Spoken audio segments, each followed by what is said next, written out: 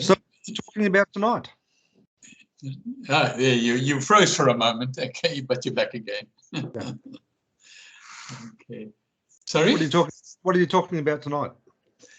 Well, yeah, there's a 4-letter sentence that was in the book that 4-word sentence or 4 letters? Sorry, a 4-word sentence, yeah. I'll write this And that sentence is attitude is your altitude.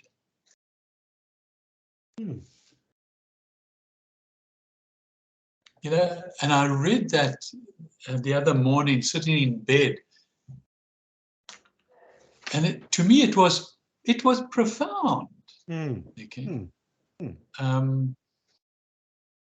And I thought, you know, I had all sorts of thoughts. Okay, and I'll share some of them, but you know, maybe you want to share what your first sort of instinct is. What's the first thing that comes to mind when you hear attitude, you know, is your altitude?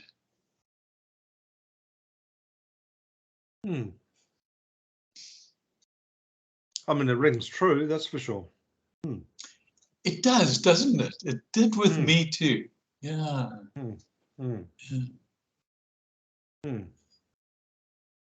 Yeah, just thinking about a few different scenarios, and it certainly fits right. That's for sure.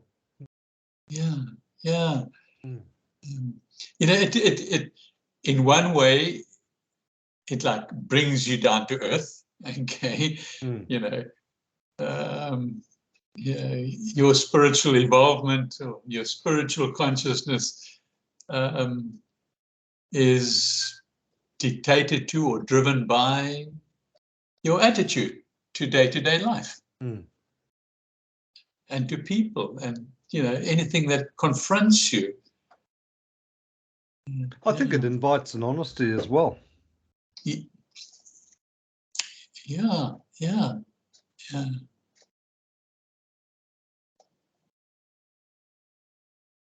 Because it's sort of impossible, I'm thinking, when you think about attitudinal scenarios,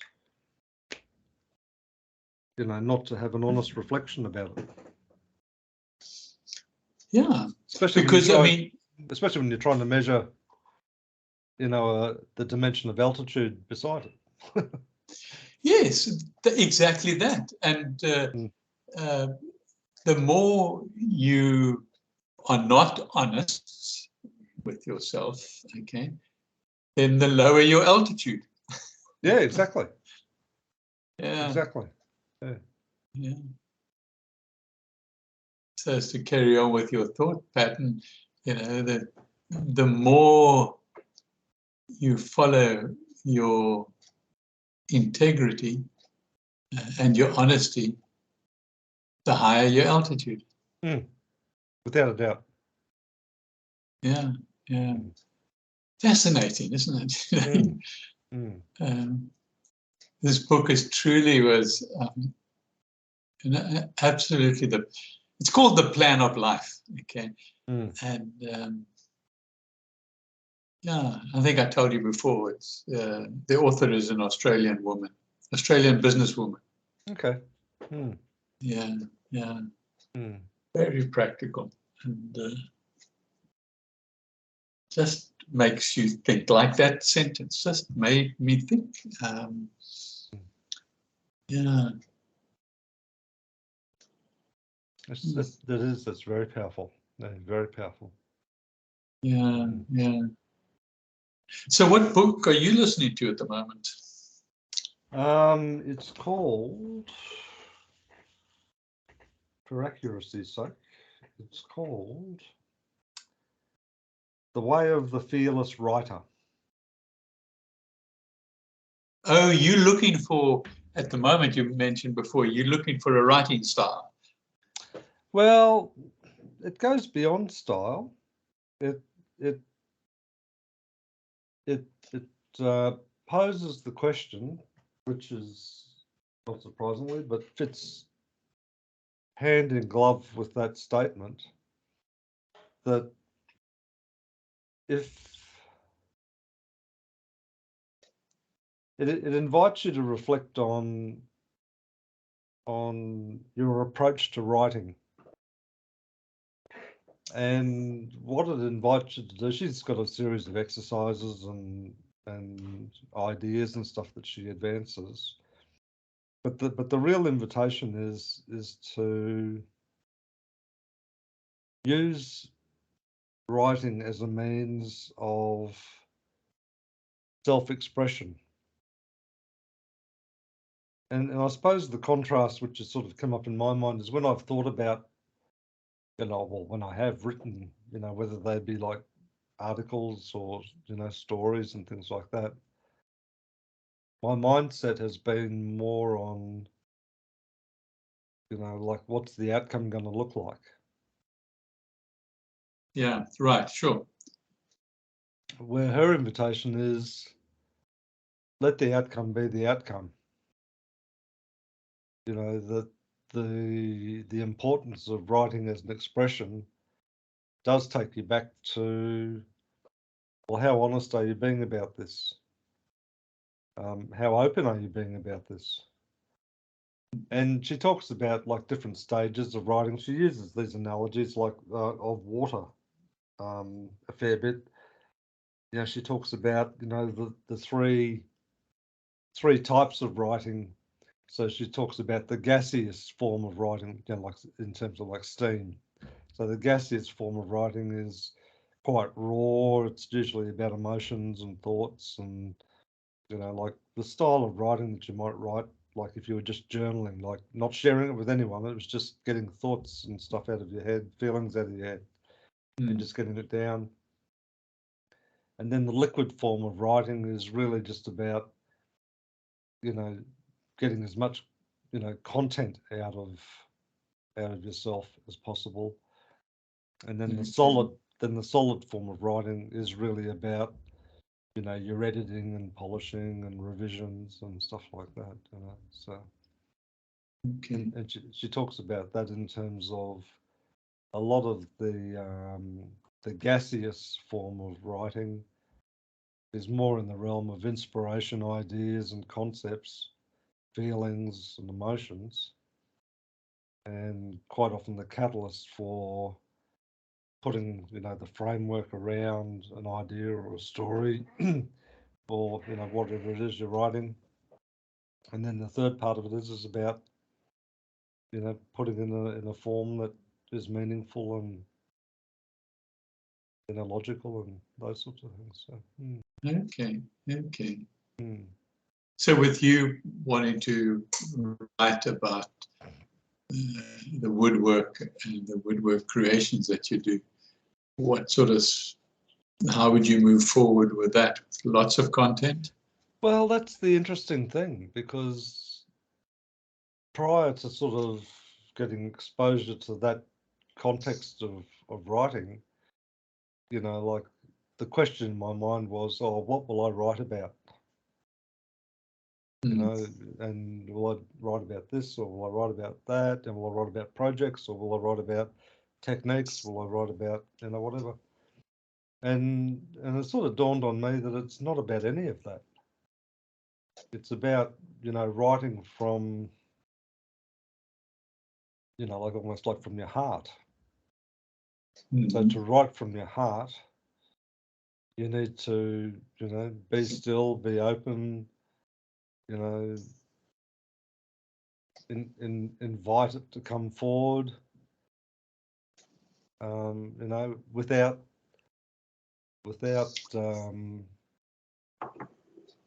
trying to limit, how that expression might show up as. Okay. And sort of using that sort of methodology, if I choose to, I'm not sure whether I will or not yet, or using a version of it, then seeing what does emerge and then, shape it, from there. And it sort of had me reflecting a little bit, like on some of the other books I've been, listening to recently about different individuals' journeys and how they've,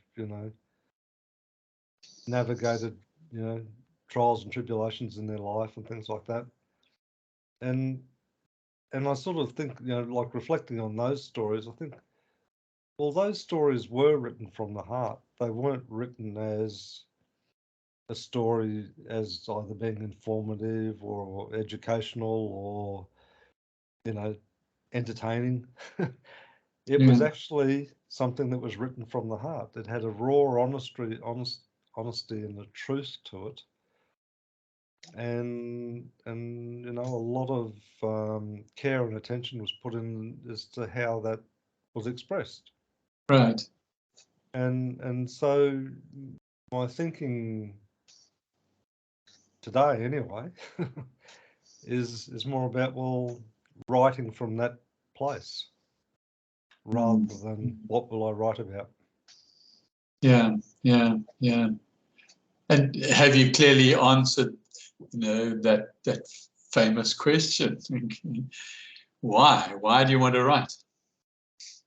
Well, that is a really good. Well, the simple thing from my perspective is it's an additional dimension of the expression that I'm making by working with my hands. Okay. And I see it first and foremost helping me with my craft. Because as I've thought about it, because I'd really enjoy writing, have for a long time. But I haven't thought about writing, from this context before that I can recall. And I think that married to, the deep why question about why do I, preserve and conserve old furniture? Why do I want to build, new pieces and things like that? Is something that it's manifested through the physical, Right. rather than the expression of, the emotion and the ideas and the spirit, behind it. So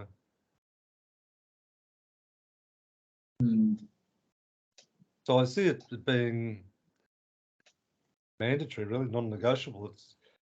It has to be a further form of expression of whatever it is that's behind the other, the creative pursuit as it's manifested through the use of the hands. Okay. And that's very interesting. And yeah. that quite excites me, actually.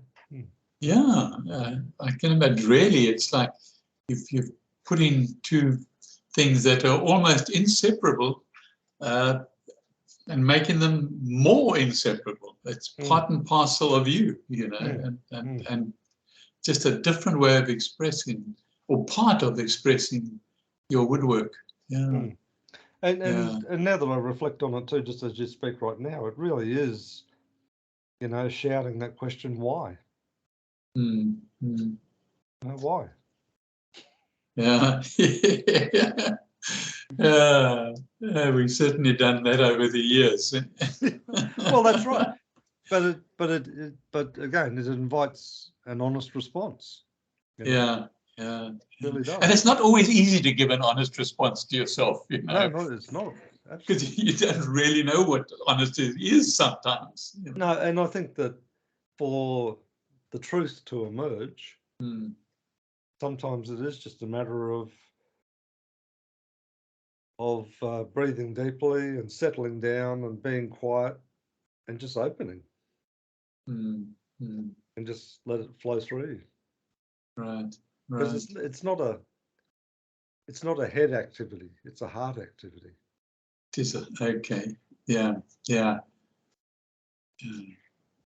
And those are two fundamentally opposing ways of approaching writing. You know, one with the mind, or the ego. It's like a traffic cop saying to the mind, "You'll get your turn, but you just need to wait." Yeah, that's right. We've got to get a feeling first. Yeah. You're not capable of a feeling mind. No, that's right.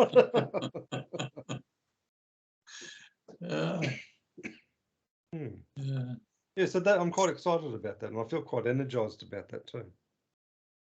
Okay, that's fantastic. That's always a good sign. And I think the other thing too is like some of the things which I sort of saw as obstacles in the past, you know, like the physical writing process. You know, like, well, technology has solved that now. You know, like it's literally just, you know, sitting down, getting quiet, getting comfortable, opening up, and just talking. You know, I mean, and just talking, and it scribes itself. Yeah. And just let it come out as it comes out. Don't try and control it or shape it or do anything. Just let it come out. Yeah. And that is definitely one of the best ways to do it, because, you know, you can hesitate and you can think a little bit, and then you carry on talking. And yeah, I think it's the ideal way today. I experimented with that, and it turned out a bit of a bullseye. But you know, it was only the first time that I used the voice to scribe, to write, and but it's definitely the way to go. Okay, because you can't physically type or write as fast as you can think and talk. And yeah. Yeah, so I'm as I said, I'm quite excited about what the possibility is, what may emerge, you know. So yeah. Oh, that's great. When are you going to start? Straight away. Okay, great. Great.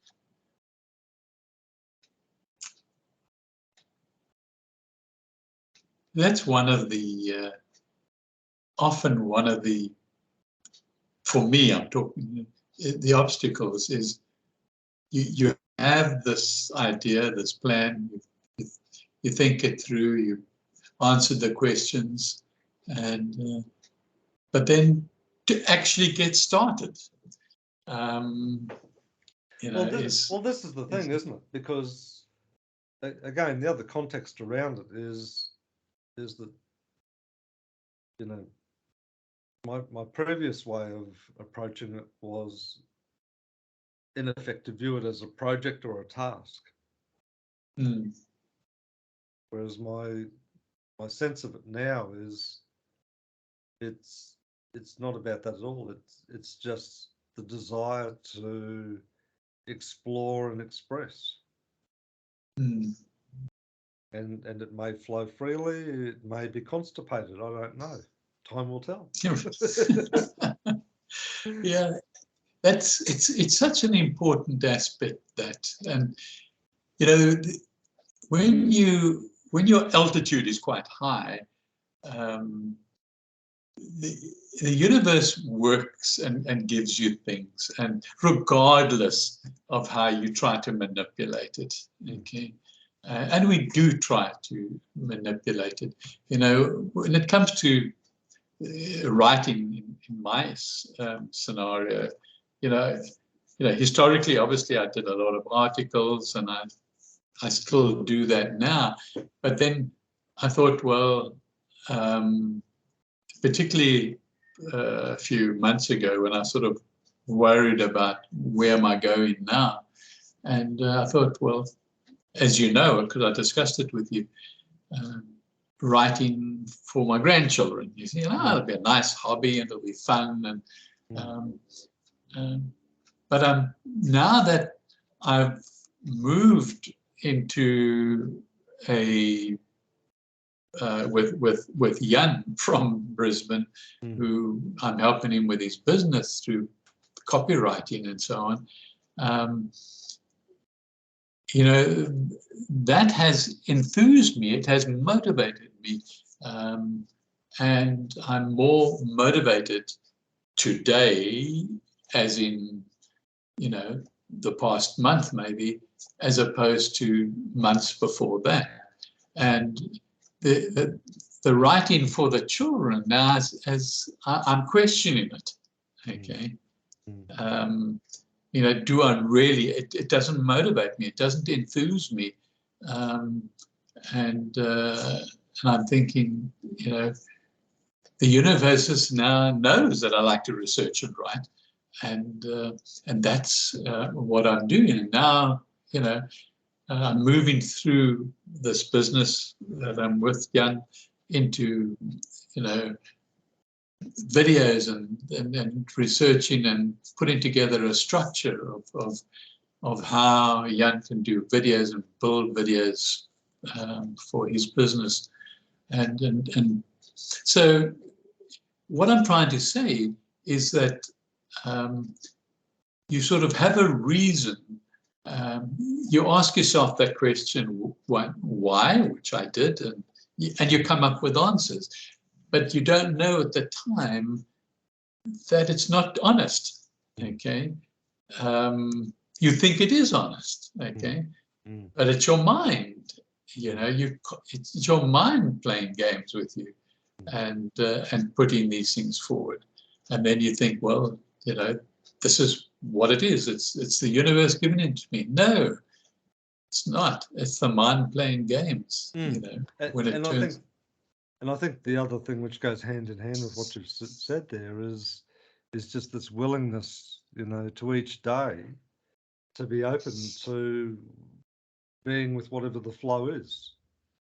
And if the flow is taking you away from something that you thought it was going to be, then don't try and swim up that waterfall. Just, you know, be courageous enough to stay with the flow, you know. So that's exactly what's happening with regards to that as well.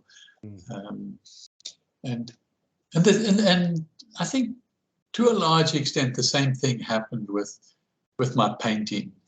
Okay, I mean, I tried to resurrect it again the last few weeks and so on, but it just doesn't flow, you know.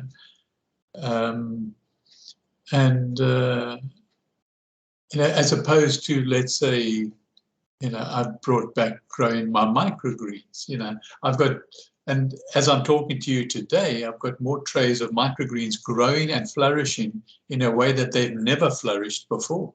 Okay, and I'm using them now in my green smoothies. Okay, so I cut them, I put them in, and you know, and there's plenty to come. So you know, I've got, I think, I don't know, 6 trays or something flourishing. Okay, and very easily. Whereas before I took a lot of trouble with lights and all sorts of things, and now I just basically say to them, you want to grow? Grow. I'll give you water and sunlight. Okay. If you don't want to, that's fine too. I'll turf you out and replace you. You know? But then when they do grow, I talk to them nicely, you know. And so, yeah, that flow that you talk about, it's so important. And we often dam up the flow as well. Absolutely do.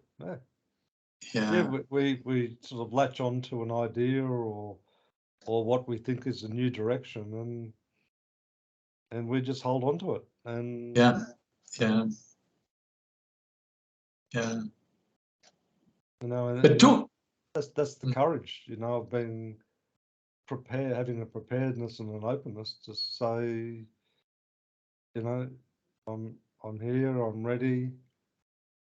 Show me. So. Yeah. And those sort of things we've been saying to each other now for a long time. Yeah. And we know that is the truth. But you know, your attitude each day, you know, gets in the way, or it enhances it. Okay, one or the other. Okay. Well, that's right, and I think we also, you know, just say that the arrogance, perhaps the stupidity of the mind is that, you know, once we're shown a glimpse of something, it'll be right. Okay, thanks for that. I've got it from here. It's like, yes. Absolutely.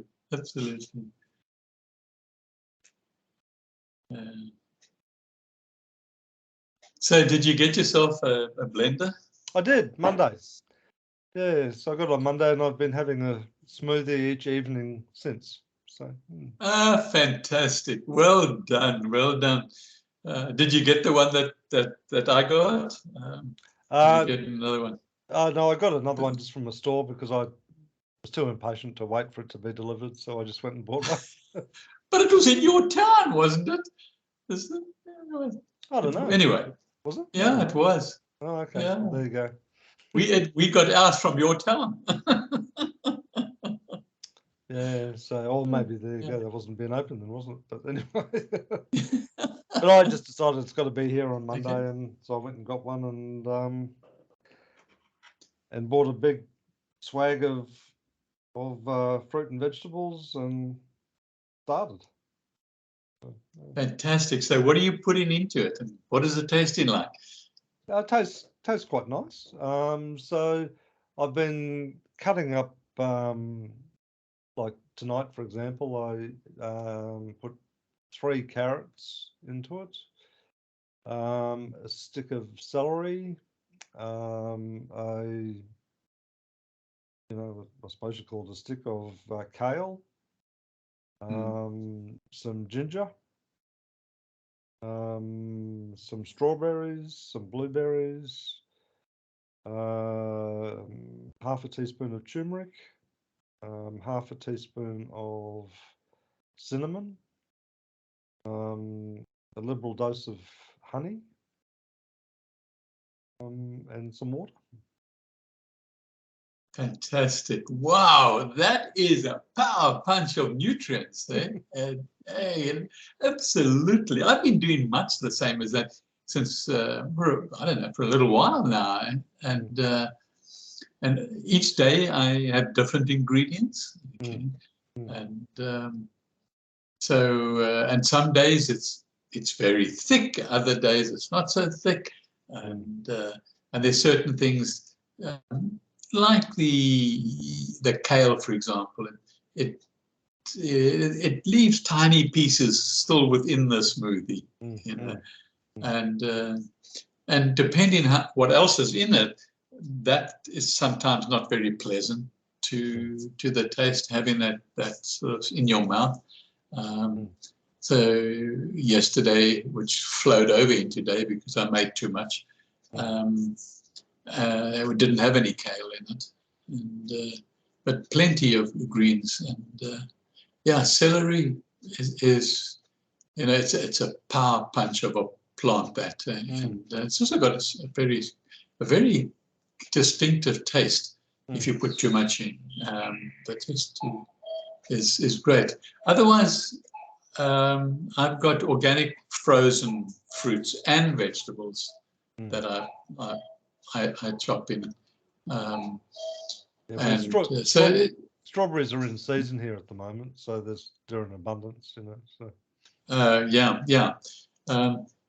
Then I guess they're supposed to be in season now, but they're still rather expensive. And last year I tried to grow my own strawberries. I had many containers, but finally I was very disappointed in the crop. Almost the little that did come by was also eaten very quickly by the insects birds. I couldn't even see. Yeah. No, they weren't birds. No, it was out the Okay. back in my garage. Actually, I put a little place there that has no roof on it, and, Okay. and then I've got them under there. But yeah, but my blueberries out front are starting to grow now, and bearing. You see, probably be another month or so, and I'll have blueberries. They're going well. So growing some of them, I'm throwing in some of the odd bits and pieces that I'm growing over and above the microgreens. Okay, and but yeah, so every day is a different taste. And that's the sort of the joy of it. I mean, if you go in with a curious mindset, you can just sort of do that. So I wonder what this will be like. It'll either be a winner or a loser. So Yeah. Yeah. Doesn't matter if it's a loser, you just choke it down. Yeah. Well, that's what we do. We also tried other things with some of the losers. The one I thought, well, it was so thick, and if we added some water to it, it then just didn't taste good. So I just put them in little cookie containers and put them in the oven, okay, and bake them hard. Oh, okay. Okay. Yeah. And that worked out quite nicely. Another one, we threw in some yogurt, okay, and that actually worked out quite well, but it didn't alter the consistency that was one of the main issues of that. So yeah, it's all sorts of experimenting, and only once have I put honey in, and that, you see, Sue prefers more sweet. I prefer less sweet. Okay. Well, I guess it's the sort of thing you could sort of, like, if you wanted to, like she could put honey on top of, the glass sort of thing, couldn't she, if she wanted to? Or... Yeah, that's a good idea. Yeah, that's a good idea. She does that with her porridge, Yeah. And oh, porridge, yes, that was another thing. I took, I had a packet of organic muesli, okay? And both Sue and I, have holy teeth, and so muesli is not the greatest thing to try and get through for breakfast. Okay. Yeah. So what I did was I put that into the blender, okay, and I put some yogurt with that, okay, and it was great, okay. It really was great, and so that's the way we're going to get through our organic large packet of muesli. That's a good idea, actually. Yeah. It is. It's absolutely. Then the next day, what I did as well, I took that muesli and I put in 50-50 organic steel cut oats. Oh, okay. Or rolled oats. Sorry, not rolled oats. Yeah. Rolled oats. Okay, rolled oats, and I mixed that up, and then I cooked it, and we had that for breakfast, and that was good too, because organic rolled oats is also packed with nutrients. Okay. Yeah, they are. Yeah, and they stay with you too. Yeah. As my mother used to say, it sticks to your ribs. So. Yeah. No, but it's also when it's a whole grain, when it's rolled, it's a whole grain. And it certainly does. It makes your stomach work, as it should do anyway. Yeah. So yeah, it's really a fantastic way to have your meal is to blend it. Yeah, and it's incredibly satisfying. You don't feel hungry. Well, I don't feel hungry afterwards. Yeah. Absolutely. Yes. It's full of water, so you sort of nourishes you from a, hydrates you at the same time. So yeah. Mine, I'm probably sip on mine, for at least half a day. Okay, so whether I do it early in the morning or whether I do it at lunchtime, I've got it for about half a day. I drink half of it immediately, and then the other half I sip. Yeah. I'm hooked. That's great. That is. So I just have to be courageous now and be creative. You just put in what you've got. That's it. Well, that's true. That answers the question, doesn't it? What's in the fridge or what's in the cupboard? Yeah. That's it. That's absolute. Pineapple is also it's healthy for one particular chemical. Okay, so I bought a tin of pineapple, sliced pineapple, or organic pineapple, and I just took a ring out and threw that in as well. Okay, and you can just vaguely taste it with the other stuff that was stronger, perhaps. But at least, it's like your turmeric and the cinnamon and so on. We put crushed chai seeds in, but I crush them first because the blender won't crush them. Okay, they're too small. Too small. Okay. Yeah, and then they'll go down because they're so small, but you don't get even half the nutrients out of them. Yeah, you need to break them. Yeah. So I put them in the coffee grinder, and that breaks them down, and then I put that in, and then we sprinkle that also over other food that we might eat. Yeah. Yeah. Well, as I said, I've only been doing it since Monday, and I'm sort of feeling the benefit of it straight off. Oh, that's fantastic. That's fantastic. I'm definitely feeling the benefit from a mood perspective, from an energy perspective. I'm able to get through the day like I've never got through the day now for a long time. Okay. So everything's like coming together, with my work and the smoothies, and I actually said to Sue yesterday, I actually want to, with the smoothie, I want to learn to bake. I've never baked in my life. Okay. And I'm not a cook, I'm not a baker. But there are times when you just don't feel like eating anything else other than maybe a healthy muffin or a healthy biscuit. Yeah.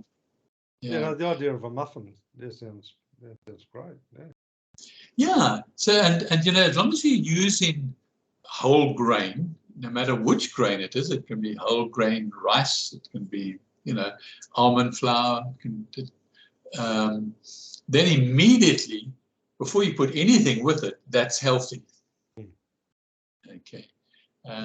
Now you can add peanut butter to it if you want to, and that's true. Yeah, and I mean actually in the baking and the cooking of the whole thing rather than cutting it. But yeah, so I'm going to definitely within a day or two, by the time we speak next, I would have baked my first cookies or whatever experiment. Even the peanut butter in the smoothie would probably be an option, wouldn't it? A tablespoon of that maybe? Yeah. I've been thinking of that too, because the organic peanut butter that you buy from Woolies tends to be much, let's say, not as thick as some of the other peanut butters that are around. This one, you mix it up and you can pull out a spoon and it's pretty runny. So I'm definitely going to try that in the smoothie as well. That's and the other thing that I've found is, I don't know, I'm not sure if it actually comes from, if IGA bring it in from South Africa, but it's not Marmite. It's what's it called now? Anyway, it's just similar to Marmite in a similar sort of bottle to Marmite, but it's whereas Marmite is a bit stiffer. This is it's Okay. a little bit more. So is it like a yeast extract sort of thing, or? Yeah, yeah. Marmite I think is a yeast extract. I think Vegemite is too, isn't it?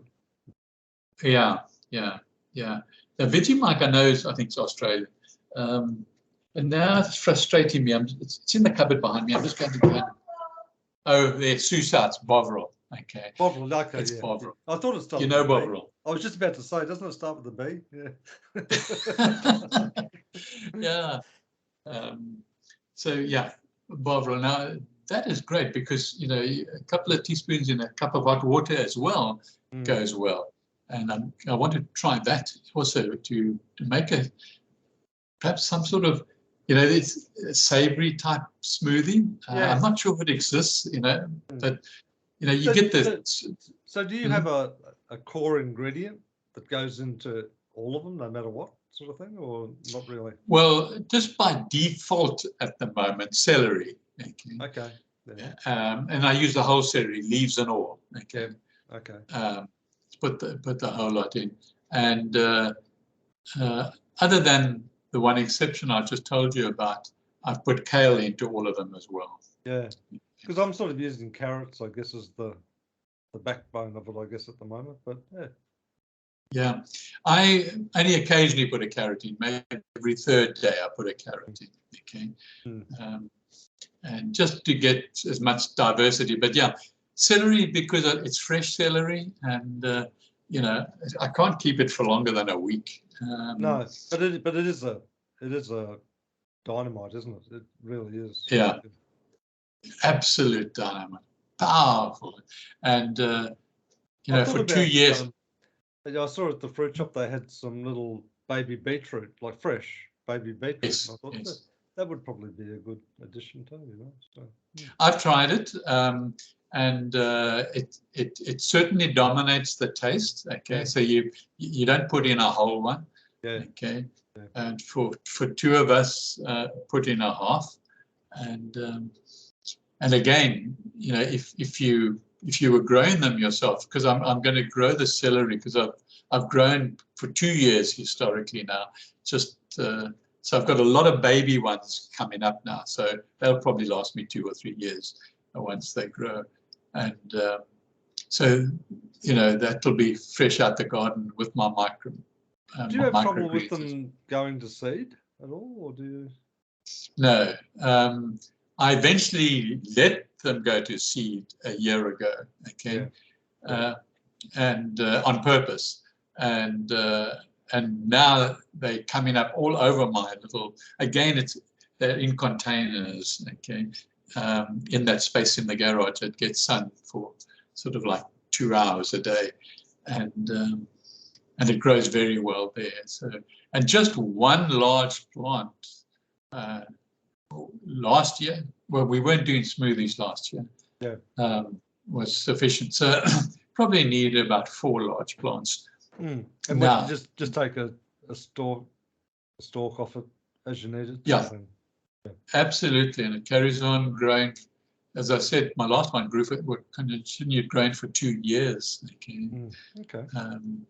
So you just keep it going, and it keeps on growing. It thins out some more, and so yeah, and you can do it in a pot, because I don't know.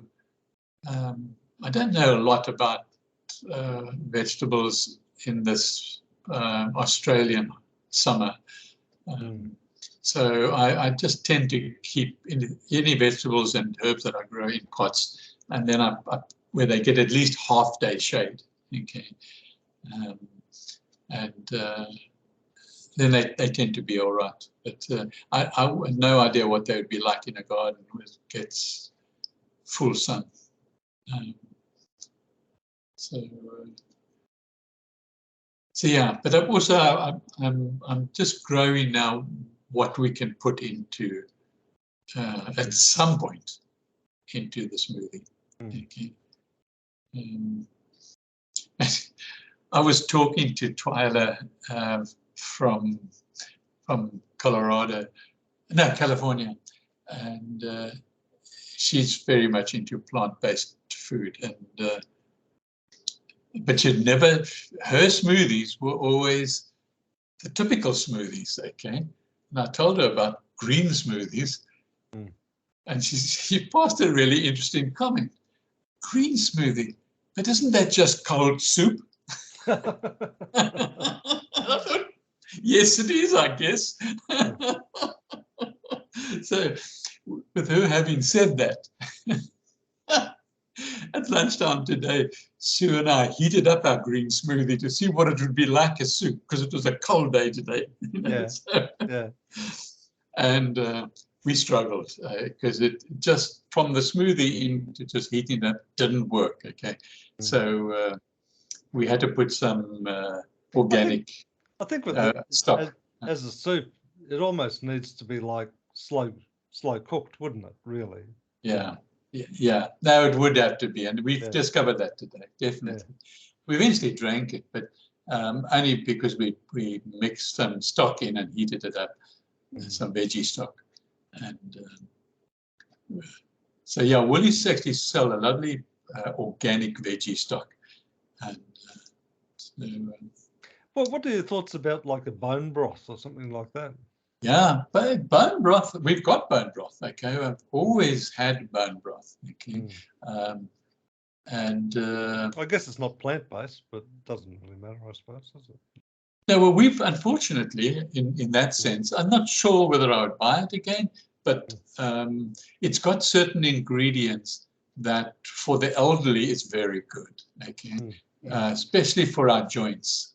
Okay, very, very good. So we do. And would the bone broth be better off like in a soup rather than a smoothie, or? Yeah, but far better in the soup. It needs good hot water. So I think you're right. I think, if you're going to, which we do, I mean, historically we've made our own vegetable soup for a long time, including right through this winter. So we do make our own vegetable Probably soup. be a good addition to like a good minestrone or something like that, wouldn't it? You know, with a bit of pasta in it and that sort of thing as well, perhaps. Yeah, it would. We've got a dried bean organic minestrone packet sitting in the cupboard right now. Not sure if it's organic or not, or whether it comes from history. But those have got to be pressure cooked and turned into soup. In fact, I better get on with it soon, because days are starting to, although today was freezing, the days are generally starting to get a bit warmer. Yeah, it's unusual weather at the moment, just the wave after wave of weather coming from the west. You know, just massive rain, you know. I see that. Yeah, how's your rainfall doing there? We've been sort of like just on the top edge of it, so there's more showers. But down, you know, middle New South Wales, Sydney, Melbourne, they're just getting smashed. Yeah. Aren't they just? It's so heartbreaking to see it on the TV. Really is. And to be honest with you, I don't see it letting up. You know, I think there was a prediction from the Weather Bureau here, might have only been a day or two ago, you know, sort of forecasting, you know, cyclone activity within the next, you know, 4 or 5 weeks and all of that sort of thing, you know. So over Sydney or over your area? Over Queensland, yeah. Goodness me. Yeah, I see to the north of Western Australia, they're predicting the first cyclone coming in shortly. We don't tend to get it down here at Perth. We sometimes tend to be up the north, yeah, and then some of them will come. If they don't make landfall there, and they keep out the coast, then they do come around, and you tend to get the aftermath, don't you? It's more like the rain depression that follows it, isn't it? Really, you know. So. That's right. Yeah.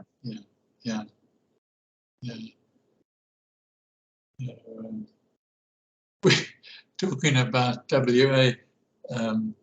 We watched a what's the Australian Amazing Race or something. Okay. Mm. Okay, watch one version because they were in WA. Oh, okay. Yeah. They'd come back from Morocco or somewhere, and we watched them. So interesting, the things that I learned a lot about WA by watching that one program, or two programs. It was actually quite a long one. So, but all in WA. Yeah. So it's quite an interesting state, I think you call it here, don't you? Mm. It's a massive state, a huge amount of land. Yeah, yeah, it is. It is. But and very, very different. I mean, we've been all the way south, past Margaret River and so on, but never been north, other than maybe 100 k's north. But that's all.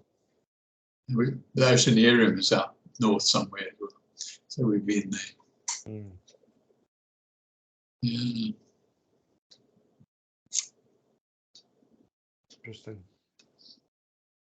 Yeah. So what should we focus on in the next week? Anything come to mind at all, or if anything? Oh yes, Blender. Blender. Very good. Give me a recipe that next week that nobody else would dream of. Yeah. Okay. I think snow peas would go into it quite well, wouldn't they? Because they're quite sweet. Oh, I've put them in. I've put them in. Yes, I have. Because I also snack on them. Okay. Yeah. And so I have them around when you're feeling a bit pettish. And they go very well. And I put frozen in as well. Frozen peas. Yeah. Okay. Yeah. Frozen mango pieces as well. Also gone well. So, and the fruit and the vegetables seem to be quite complementary to each other, don't they? Yes, they do. They very much they are. From just putting in what you've got, there's a variety of nutritional value. But certain of the fruits, if you don't want it, as I think I mentioned it to you last week, but I don't want my smoothie tasting like cut grass. No. Yeah. So have you tried bananas in them? Oh yes. We buy from the organic shop. We buy what they call a smoothie banana. Okay. Which is basically just an overripe banana. Okay. And they keep it in the fridge, and so and they're very inexpensive, and so they'd have quite a strong taste to them, I guess, would they? Not really, but it gives you that sweetness, okay. And like a lot of things, you can taste it. If you put a bit of beetroot in, you're going to taste it. You put the celery in, you're going to taste it. The banana, any of the fruits are more mild than perhaps those things, veggies I mentioned. But definitely the bananas are something we put in quite regularly. And it also helps for the texture as well. The more fruit you put in, the better the texture. The more leafy greens you put in, the worse the texture. But I put lettuce in too, cos lettuce. And I just pick it up and eat it as I'm putting it in as well. Just yeah. And inevitably I make too much. I think between now and next week, when I speak to you, I've got to come up with some sort of better formula. Well, I just found that too, is that I end up with 2 good glassfuls out of a mix. Yeah, I'll end up with 4. Oh, right, okay. Because remember, I'm blending for 2. For 2, that's right. Yeah. So yeah. But anyway. Okay. Well, maybe that's the challenge, is to come up with a very creative recipe. Yeah, and I also want to hear because of what you said today. Your first bit of writing, I want to hear about your first bit of writing. Right, yeah. Okay. So you said you're going to do it now. So so I'll get the. I'll extend the now for a week. Okay. Sounds good. Okay. Okay then. Good chatting. Yeah, great chatting. Okay, I'll talk to you next week then. All right. See you Bye. now. Bye. Cheers.